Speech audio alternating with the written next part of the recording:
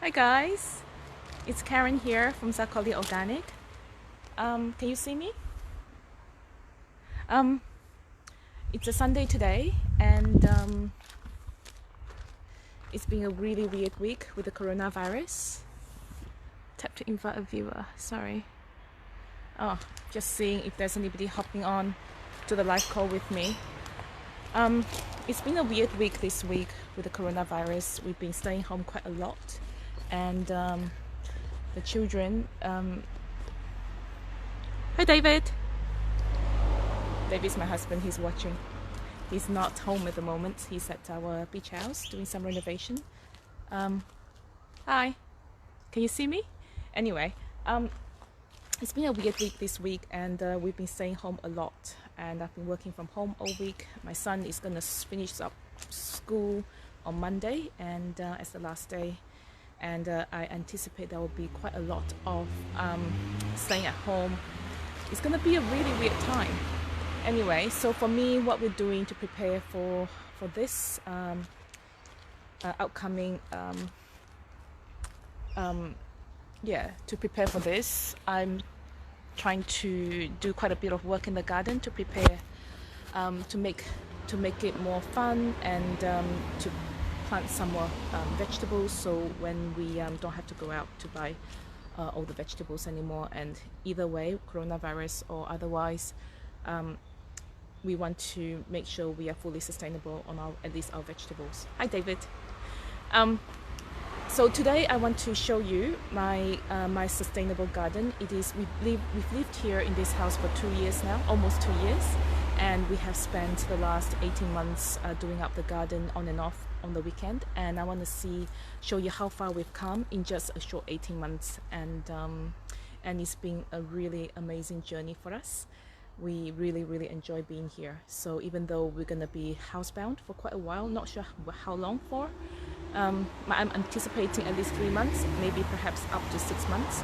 At least I feel that I have my garden as my getaway. Even if I can't go out, I can spend some time in the garden. So I'm gonna turn the camera around. I'm not sure if I can. How do I do that? I'm just going to try to show you what I have then, what plants I have and what I have been planting in the last 18 months. And I have counted that I now have over 100 different plants, especially edible ones, in just my front garden alone. And we're starting to harvest some of the fruits and vegetables, and it's been really amazing to be able to do that, because it's firstly, it's fresh. Secondly, we know what goes into the soil. We know what we're eating, and I put a lot of compost and Epsom salt into the soil, so that it makes sure the food has minerals, to make sure that the food is very nutritious. Okay, all right. I'm gonna turn the camera around, show you. I don't know if you can see. So this is my front garden. It's actually almost looks like a back garden. We have a huge front garden. Our back garden is a lot smaller. Our house, if you see that house with the red door, that's our house, and it's a heritage house. We are not allowed to, when we build, we're not allowed to take that down, so we've kept it, which is beautiful anyway. We've painted a red door. I love it. So we have built at the back there. You can see the double story up there. That's what we've built as an extension. So that's why we end up having a huge front garden that is almost like our backyard. So I'm gonna tour. So what I'm trying to do here is to try to make use of every inch of our garden, even from the side fence. We try to plant everything, and everything here is almost edible. This is a lemon tree. Can you see? I don't know what you're seeing, but anyway, can you see this? This is a lemon tree. This is our native lime tree. It's a finger lime. I've put it in not long ago. This is a heritage raspberry bush, and behind there is a I can't remember, some kind of berry, some kind of kiwi berry. Actually, it's not growing too well. It's not getting enough sunlight, so I have to move that. And here we have another raspberry. I have can you see thyme there? Can we see the garden? Can you see the garden, David? Can you see? Anyway, so I've planted. So the way I planted the garden, I don't like to plant the same thing in a row. I like to give it a bit of character.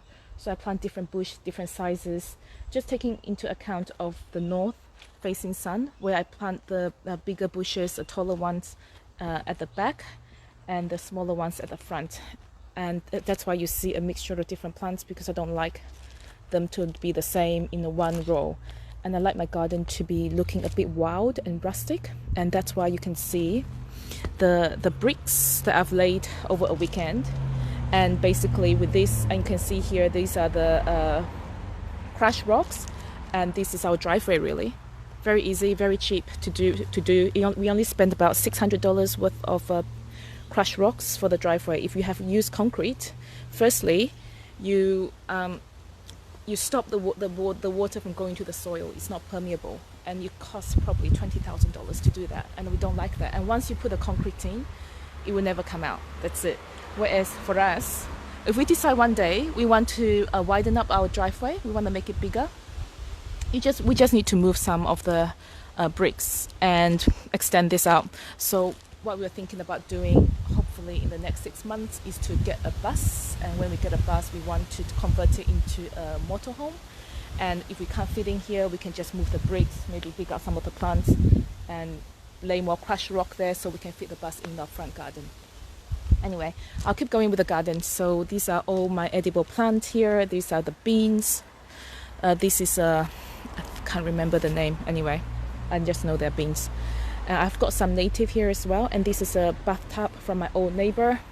We've used it to plant our pumpkin and a few things in there. And of course, I have the lavender. I plant quite a few lavenders in my garden. Can you see lavender?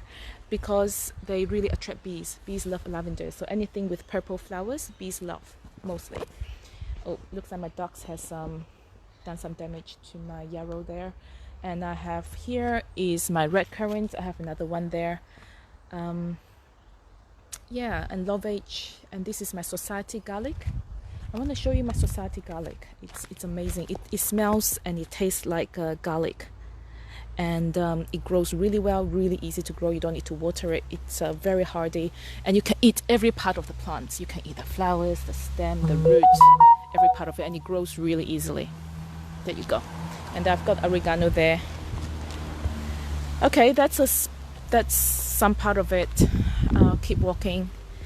And here we have the what's that? This one. This one is the lemongrass. It will die back in winter, and I'm thinking about digging it out in winter so I can keep it for the next season.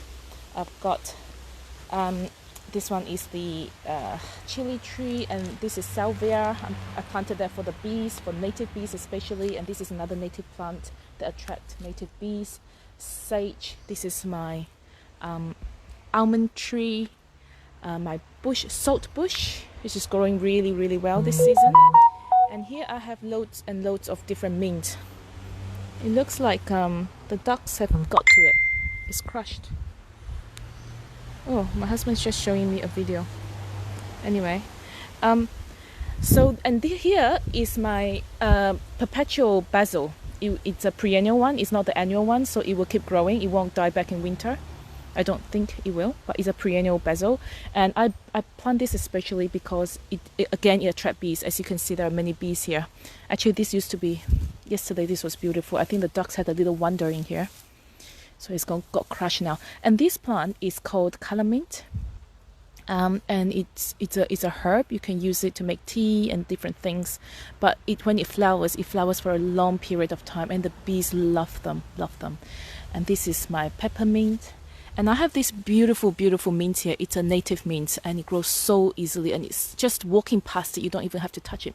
You can smell it. It smells sweet and minty and really, really gorgeous. So I'm just letting it spread into the garden. People say not to plant mint in the garden because they will take over. Yes, they will. But if you don't like it, just cut them back, which is what I did. So I cut them back yesterday so I can have my path back. And if you don't like them, pull them out. But I love my garden to be green. Oh dear, look at my ducks having a good wander. And this is my cherry tree. Can you see my cherry tree? Actually, I'm not sure what you're seeing. There you go. This is my cherry tree. It's a heritage cherry. When you plant something, the best thing you can do is, if possible, buy organic plant, if not organic, at least heritage or non-GMO, making sure it's very, very important to buy non-GMO plant, because GMO is not something your body recognizes. It's genetically modified. You don't want to plant or eat anything that's GMO. And behind there, you can see, even though it's a bit dark, that's why I planted in the bathtub, so it can be raised. It gets some more sunlight. I have some pumpkin and some more tomatoes in there. Actually, my tomato has finished up now, I think. Yeah, so that's my other bathtub from the house we have now. And in there also I have a native pepper plant. I want to show you, that's my favorite plant. This is a native pepper plant. Native pepper plant. What other? Sorry. Hi, Jackie. How are you? Are you here? Hi, Jackie. I just want to show you my garden. We talked about our Back to Eden garden yesterday, so I'll show you my garden. Back to Eden. I'm using the Back to Eden approach. So this is my pepper plant, and it is very, very spicy. You can cook with the leaf, just stir fry it, or you can have the berries. Black pepper is extremely spicy, but it's delicious. So you can buy them from a native nursery. Yep, I have another native in there. Anyway, so as you can see, my garden, it's just mulched up. So when we moved in here, this place was like, I don't know how to describe it. It was horrible. It was just exposed soil. It was dry. It was just clay, and we couldn't do anything with it. So what we did was I made some phone calls, went to Gumtree and do lots and lots of research, and found someone who gave away mulch for free. So I ended up having 12 meters square of mulch delivered to my front garden. And we just left it there to compost for a while, and we just lay it straight onto the clay, exposed clay. Originally the clay was just it's clay, but some parts at the top soil was just powdery, and it was horrible. So we lay the mulch all over the garden. We covered it up, and we left it for about 6 months, and then we started planting. We just started planting on it. Actually, just making sure I know. Just started planting on it. So we have an instant. So we actually did start planting for some part of it, but we do need to supplement with a bit of compost. So on the spot where we planted, we put some composting just to give it a good start, because you wouldn't be able to plant directly into the wood chips. So we had the composting, but now it's been about 18 months, and it's the wood chips, and together with all the leaves we chucked in there, started to compost down really well now. So now the soil is now very fertile. So this part is just me planting anything in there, random stuff, but mostly edible stuff, and some native, just to attract the bees. So can you see? And I've got a banana tree here. There you go. I hope it grows. And just want to show you another thing I have here. This is a lemon myrtle. It's a native as well. And here is my water garden. It's an edible water garden. This is taro. I haven't harvested it. I can pull it out and should find taro in there. I can't remember the name for every one of them, but I know I've got water chestnut in there, which is that one at the back. I should harvest them sometime. And I have water celery and water parsley. I don't know which one is which, but I know they're all edible. And they're supposed to go crazy, but they're not. I think it's because they're not getting enough sunlight, because it's quite a sheltered area. And I can't remember what this is, but I know it's edible. So what I'm planning to do is to move this bathtub onto a more sunny spot next season, maybe sometime in winter.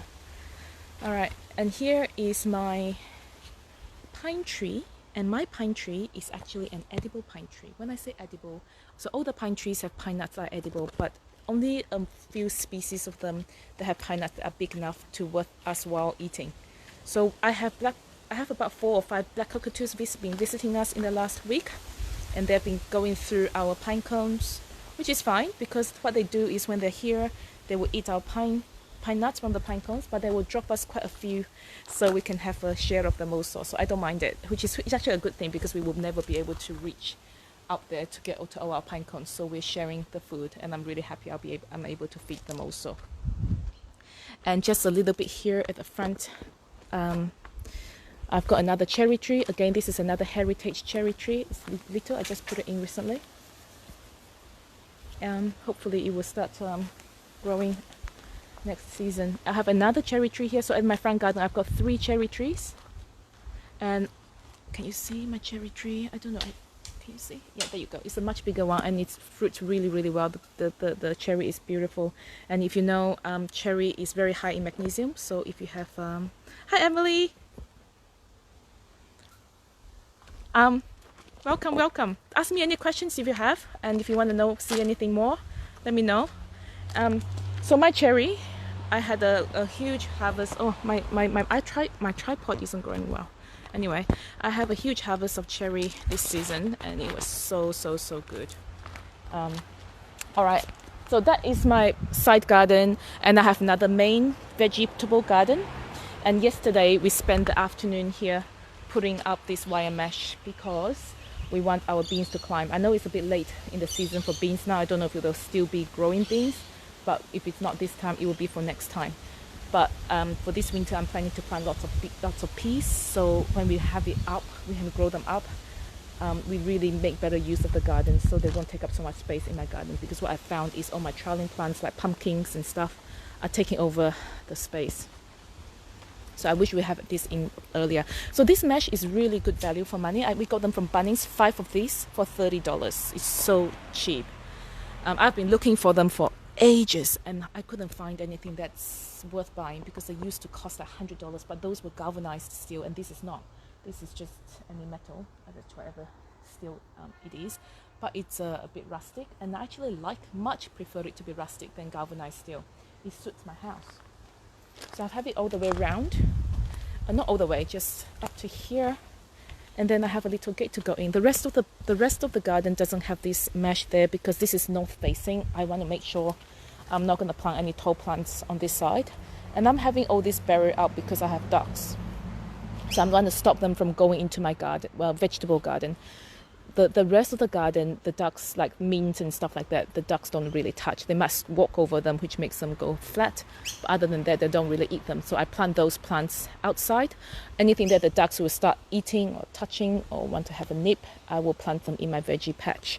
And I've just, last week, was it last week? Yes, last week, I extended this veggie patch with this little bit here.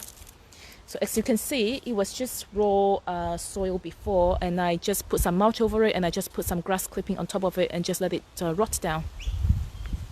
Very easy. Hi, Christina. Wave. There you go. I'm here. You've been talking about me get going on live. Here I am. So this is my veggie patch, and I have a little gate to go in there. And what I did was I laid some paths so I can walk in there. So, sometimes when I feel like taking a break, I just come in here and I just squat down there and I just touch my plants and pick some vegetables. Here, this is my lemon balm. I'll have to dig it up because it's kind of taking over, and I'll put my lemon balm in that part of the garden because the duck doesn't care about the lemon balm. So I'd rather use this space to plant something that they will eat, like the broccoli and the cabbage and things like that. I planted a lot of beans this season. They are mainly the Asian beans, like okra, the snake beans, and the wing beans, but I can't tell which one's which. I'll find out when they do grow. And this is amaranth, and they are the red one. They are beautiful. I stir fry them almost every second day. I like the red color because red color is very nutritious. And of course I have the red radish in there, and it's growing out. I don't know if it's ready yet. First time I planted it, I think it's kind of ready. I'm just wondering if it will keep growing a bit bigger, so I'm just leaving it in there a bit more. So my plan is to let some of these plants grow to seed, so I can collect the seeds for the seeds for next season. What do I use a lemon balm for? I make tea, and I'm thinking about putting them in my skincare as well, so I need to do some infusion. I will show you later. I've harvested them yesterday, a whole bunch of them, and I'm just drying them and dehydrating them at the moment. I'm just letting them dry out so I can put them in jars and make tea out of them. Oh, I didn't even think of adding that to stir fry. Cool. Yes, that's a good idea. So there you go. So some of my plants here are self-seeded from last season. So for example, my rocket here, I think this is a wild rocket. And I had a huge bunch of them the last season, and they grew to seed, and I just left the seed there, and they regrow this season, so I don't have to replant them. And of course, this is my dandelions. Most people will hate it, but I love it. I just leave it here. They're so easy. You don't have to look after them, and they just grow. And I've been picking on their leaf every single day to eat them. And as you know, dandelion is very, very good to help your liver detox. So if you want to detox, don't pull out your dandelion plant. Okay, I think if you have any question about this garden, let me know. If you want to know any more. And again, this garden, it was built up from just mulch. It was just mulch underneath it. I didn't put down, I put some coconut peat moss down. Apart from that, I didn't add much to it. So as you see, the first season, it wasn't as good, but now that all the mulch has composted down, it's growing so well now. So there you go. All right, I'm gonna keep walking because this is my front garden. Of course, I want to show you my cubby house that David built with just 100% recycled material. And this slide we picked up from the neighbor opposite the road. They threw it out, so we dragged them across the road, brought it home. And of course, that is our ladder that was broken, so we repurposed it, and so the kids can climb up there. And everything we built apart from the screws are recycled materials. I'm gonna keep walking. This is my front garden. If you want to see more, or if you have any questions, ask me. Keep walking. And I have a rosemary plant here. There you go. Actually, I have the side garden as well, one over there. I'll show you. So on this side of the garden is south facing, is south, so it doesn't get much sunlight. But I planted tamarillo here, and apparently tamarillo is okay without too much sunlight. And in summer, of course, they get a lot more sunlight than winter. Then winter, they probably don't get any. And this is kiwi fruit plant, the kiwi fruit. They haven't really fruited yet this year, but hopefully in a couple of years they will. And I have another weeping native plant here. I can't remember what it's called, but anyway, I planted that. And there you go. Here's the other part of my garden. Here I can't really plant anything edible because this part of the house, I have a double story at the top. So it really doesn't get any sunlight, very minimal. So I just planted this creeping stuff just so it looks nice from when I look out from my kitchen. This is my kitchen on the other side. That's my mother and my children. Can you see? Inside the house. Yeah. And of course I have a compost, a little one, not that huge. Maybe I should upgrade it. It's my worm farm. I've had this since my older house. Sorry, I won't touch it. It's quite dirty. Anyway, I've had this for probably over 8-9 years now, and we've chucked all our compostable vegetables in there, so there's nothing goes to waste. Actually, maybe I should show you. There you go. So all our eggshells go in there. Can you see? There you go, eggshells. The sunflower looks great as well. The kiwi looks awesome. Thank you, Christina. You should come and visit me when you go traveling. Hang on. Melbourne should be your first stop. The composting. Anyway, so this is my worm farm, and I have another composting somewhere else. So I'm gonna walk you to the other side of my back garden now. So I just want to, the reason why I want to do this video, because I want to, hopefully when you see this, it will give you some thoughts about what you can do in your garden. It doesn't take much to be able to plant something.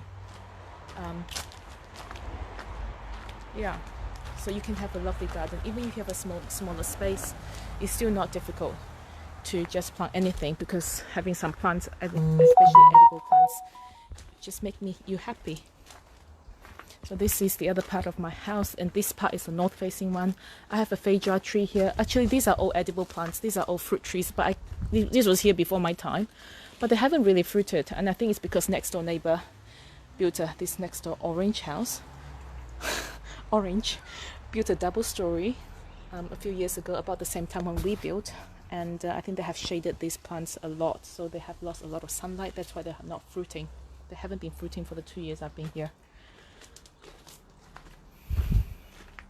And here, this is my back garden. It's looking a bit messy at the moment. We haven't really looked after it. This is where David does his smoking. You can see his smoker. He loves it. And this is my house, the new part of the house, the extension. And we put a lot of north facing. This, of course, this is north facing. That's why we have all this glazing all across there, to get maximum northern sunlight in winter. Yeah.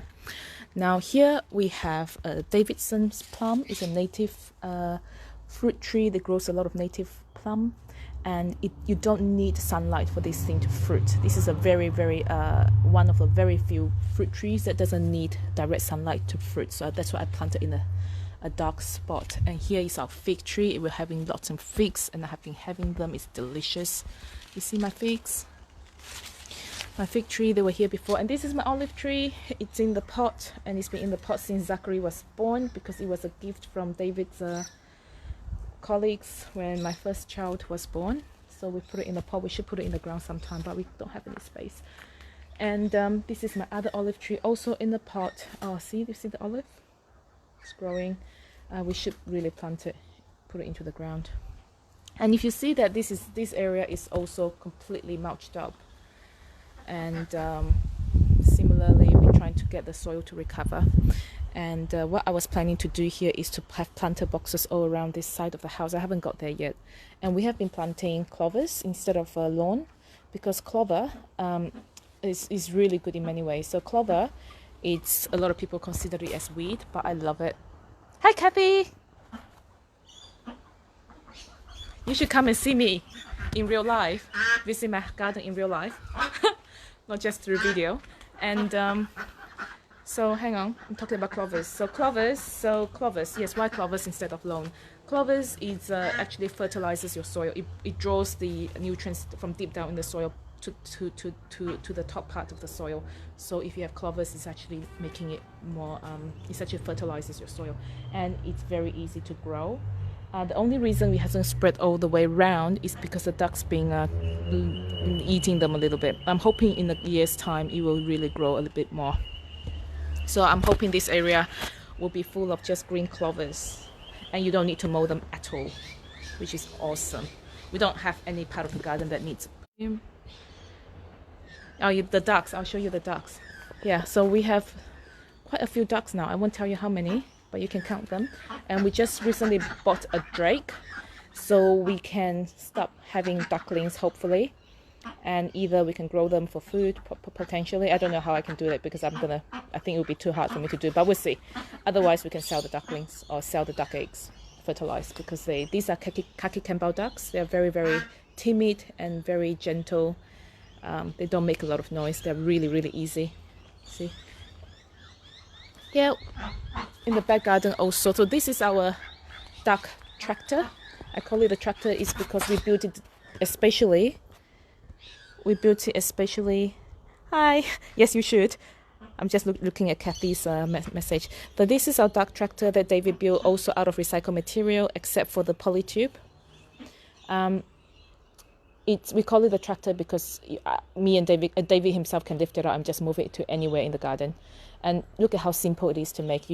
For ducks, you don't need a lot of complicated housing. You don't need to insulate it or anything. You just need to have a little bit of roof and the protection from fox, and that is all you need. They're fine. Ducks are so easy to look after. When we used to have chickens for many years, and they just keep dying on us, and the chicken coop has to be very complicated to make. You have to make sure they're sheltered and everything.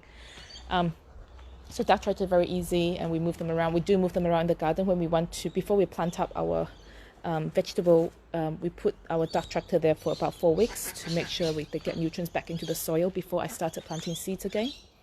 I think that's in one of my videos. So this is my pear tree, double grafted pear tree. It has, so far we have only have one pear. I'm not sure why. I think it's because it's infested with some kind of, I don't know what you call that. It's kind of a slug. I'm going to run out of storage. Anyway, I'll cut it short anyway. So I have pear tree, I have lemon tree, this is carob tree, but I don't think it's fruiting, and I have, what do you call this? I can't remember the name. No, I do know the name, but I just have a brain freeze right now. Anyway, you cook it, you use it to cook in stew. you take the leaf. And I have 4 apple trees here. I have covered it up because last year we had roselias here, and over a day they ate all our apples. So I have lots of apples growing in there, and I have been picking them, not picking them directly from the tree, but I have just been letting them drop to the ground before I pick them from the ground, because when they're still on the tree, they're not quite ready just yet. It's better for you to let them drop to the ground and eat them after. This is my avocado tree. You need a male and a female, and I'm growing all my passion fruit across the fence. Right now I'm trying to make this fence look beautiful and also getting food out of it. Why not? So I have 3 passion fruit growing across my fence right now. It's growing quite well. And of course I have raspberry in there, apple, another apple in there. I won't go in there. And here I have mulberry tree. And the reason this is gone, like, probably it's grown 3 meters. Actually, it's grown 3 meters in one season. It's crazy. We have a mulberry tree there and another mulberry tree here. That's a white mulberry, but I grow it because I wanted to grow the silkworm at some point, but it didn't work out. But this is the other mulberry tree, and the reason why I grow it here is because we have a west-facing window, huge window, and it can get quite hot in summer. And this is now that's our garage here. You can see our house. This is a massive glaze, massive window and glass there. So we thought about having this pergola over and cover it up, but I really don't like to look out my window and see this covering of something that's not natural. I really rather use living things to for the shade. So I plant a mulberry tree because mulberry tree, you can trim it to as much, you can trim it as much as you want. It can grow to any height you want it to grow to. So we will be using this as a shade for summer, and in winter of course it lose leaves, so we will not be blocking any sunlight at all, so that it works really well for us. And plus we get fruit out of it, really nutritious and delicious fruit out of it.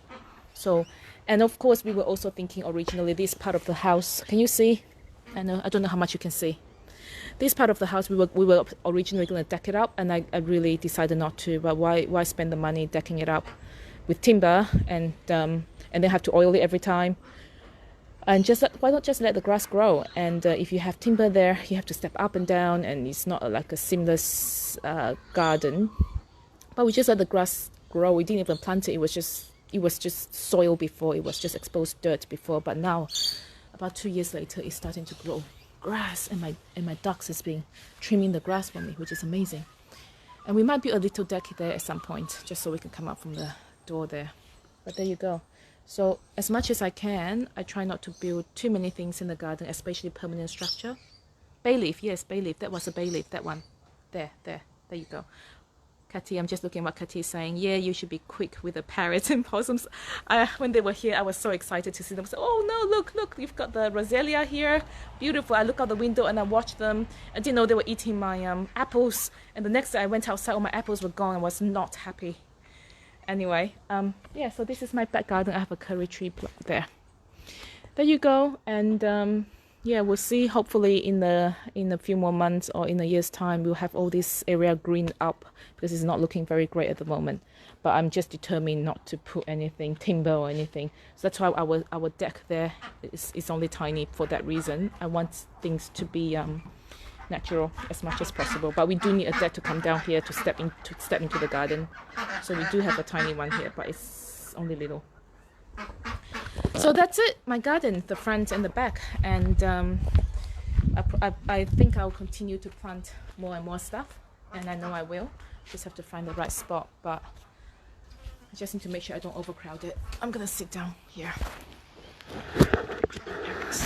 So yeah, so let me know what you think. If you have any questions about how to grow your own garden. The black cockies do the harvest for us. Yes, that's right. Yeah, if you want to have some advice on permaculture based gardening approach, our gardening is based on the principle of back to Eden, which is really about using mulch and not dig into the soil at all. You build up the soil instead of digging into it. Firstly, you don't disturb the microbes in the soil. You don't need to hurt your back doing the digging. Is hard work. And you can do immediate planting. when you use the back to Eden approach. Hi Christina, thank you. I love my garden too. Yeah, so when you use the back to Eden approach, you don't have to dig it in, you build it up, and it's really, and you don't have to, because you build it up with mulch, you have minimal weed. When you do have weed, it will just come off very easily. It's not stuck in the clay because there will be no clay, because the mulch you'll be using will be composting down, become compost over a year or so. It will become a really fertile soil. And yeah, so, and then the part of our garden that is permaculture is the fact that we reuse the resources we have on the land. Like, for example, that's one of the reasons why we have ducks, not just for the duck eggs. We use their droppings to fertilize the garden. They walk around the garden around our fruit trees. I strategically put our pond next to our fruit trees, so when they do have droppings around there, it will go into our fruit trees, and I can use that water and also easily reuse that water to water our fruit trees. Low digging is overrated. That's right. We haven't done any digging apart from if we plant a massive tree, which we haven't done. So we just dig a little one if we need to, if we plant something that's not seedlings. What else? So that's permaculture. It's about using the existing resource we have, not having any waste. And yes, hang out if you have self-isolate. What a beautiful space to hang out if you need to self-isolate. Yes, I was thinking about that. If I have to self-isolate, I'm okay. I'm okay. I just spend every day in the garden. I don't need to go out. And yeah, and having a worm farm is fantastic, because then the food you have it goes back to your soil, and it feeds your garden, it feeds your food. And when you feed your plants with compost, you will get all the minerals and the nutrients. But if you use synthetic fertilizer, it's just chemical.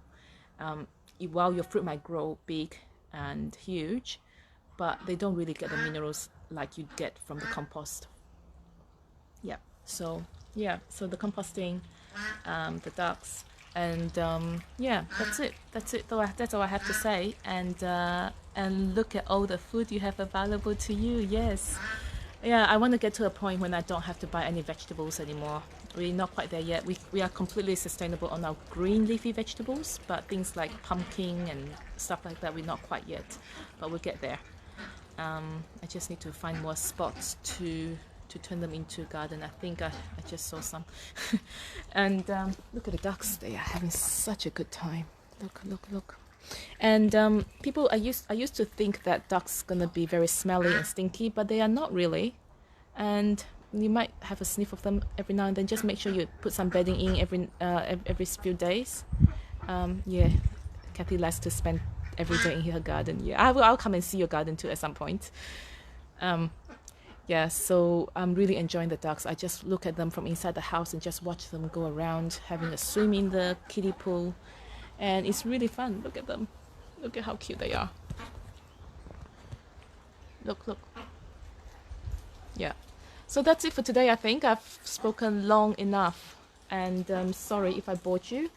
And but if I don't, but if you have questions about the garden, you want some tips, let me know. Or we can share. If not, you have some good things to share with me, please let me know what I can do to make my garden even more efficient. I'm sure there is lots of things I can make it more efficient. So for one example is I put a wire mesh there on my garage, and I can grow vertical, like things vertically too.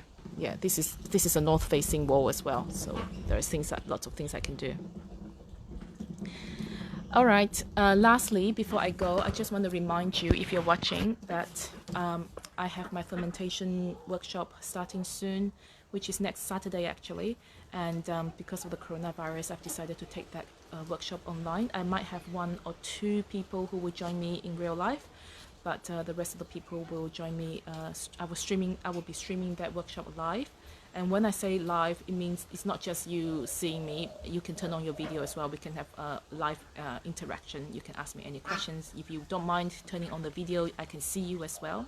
And during the workshop, you can also make the ferments together with me, and you can show me what you've done. Actually, when I make my second batch of sauerkraut, my first batch wasn't successful because I didn't get anybody to teach me how to do it, and I did it and it wasn't going well. But after I did a course with Christina, and Christina's here with Christina, and And there was one time I was on a call with her and I started making sauerkraut, and I just showed her through the video and was like, yeah, this is what I've done. What do you think? Do I need to press it down further? And she walked me through, and that really, really helped. And ever since I realized how easy it is to make it if you know that you have the right knowledge and the tools to do it. So if you have signed up to my course, then I would encourage you to do it together with me live, so you can show me what you've done and I can tell you what you can do. I'll give you some tips to make sure to give you the best outcome and the most chance of successful ferment. That's it for today. I'm gonna say goodbye, and yeah, let me know how you go. If you want to find out about the fermentation course and you don't know where to look, just send me a message and ask me any questions you have. Thank you very much and keep well. I'll talk to you next time. How do I finish here?